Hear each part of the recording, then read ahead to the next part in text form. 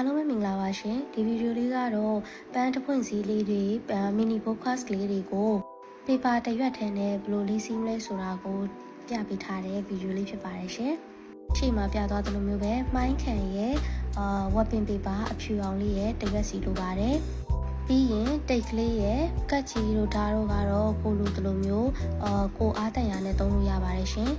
အရင်ဆုံးဝက်ပင်ပေပါကိုတစ်ချမ်းချမ်းလိုက်ပါတယ်အဲ့တစ်ချမ်းကိုအတိုင်းထားပြီးတော့နောက်ထပ်တစ်ချမ်းကိုကျတော့အညီအမျှ၄ပိုင်းပိုင်းပါတယ်ရှင်အဲ့လိုမျိုးနောက်ထပ်ထပ်ပြီးတော့ချမ်းတာအခါမှာကတ်ကြီးတွေလည်းသုံးလို့ရတယ်လို့မျိုးဓာတ်လည်းသုံးလို့ရပါတယ်ဒီမှာတော့နှစ်ခုလုံးသုံးပြပေးထားပါတယ်ဓာတ်နဲ့ပိုင်းတာပုံညီရဲလို့ခံစားလို့ဓာတ်လေးနဲ့ပိုင်းပြပေးထားပါတယ်ရှင်အဲ့ဆိုကျမတို့ခုဝက်ပင်ပေပါတစ်ချမ်းရဲ့အပိုင်းလေး၄ပိုင်းရသွားပါပြီပေပါလေးလည်းဖြတ်ပေးသွားပြီဆိုတော့ရှေ့မှာပြထားတဲ့ဆွဲထုတ်မိုင်းခံလေးကိုယူပါတယ်ပုံထဲမှာပြထားသလိုမျိုးခောက်ပြီးတော့တွန်းလေးတွေလှုပ်လိုက်တယ်။ဘာဖြစ်လို့လဲဆိုတော့အချွန်လေး၄ခုထွက်ချင်လို့ပါရှင်။မိုင်းခံခောက်တဲ့အခါမှာညီဖို့မလိုပါဘူးနော်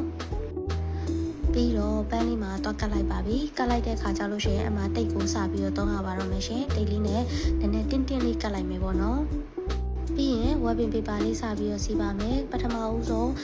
မဖြတ်ထားတဲ့ပေပါလေးကိုအခုလိုမျိုးအချွန်လေးတစ်ဖက်ထုတ်ပြီးတော့ခောက်ပါတယ်ပြီးရင်တော့ပေပါလေးကို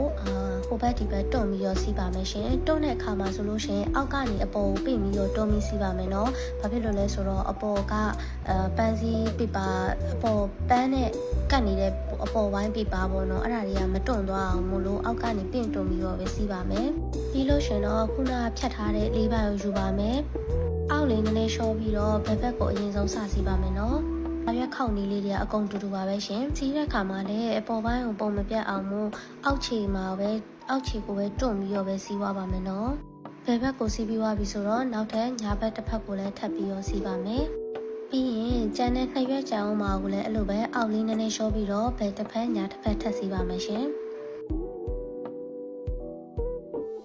အားလုံးပြီးသွားတဲ့အခါမှာဆိုလို့ရှိရင်နောက်ဆုံးအနေနဲ့ဖျက်ပြလေးတက်ပါမယ်ရှင်ဒီဗီဒီယိုလေးကတော့ဝက်ပင်ပေပါတစ်ရွက်ထဲနဲ့မီနီပန်းစည်းသေးသေးလေးတွေတပွင့်စည်းလေးတွေကိုရိုးရှင်းဆုံးလေးစီးပြပေးထားတဲ့ဗီဒီယိုလေးဖြစ်ပါတယ်နောက်ပိုင်းမှာလည်းဒီ Mary Blue PKK ကနေပြီးတော့tutorial လေးတင်သွားပေးဖို့ရှိပါတယ်ကြိုက်တယ်ဆိုလို့ရှိရင်တော့ follow လုပ်ထားခဲ့လို့ရပါတယ်ရှင်ကြည့်ရှုပေးလို့ကျေးဇူးများတင်ပါတယ်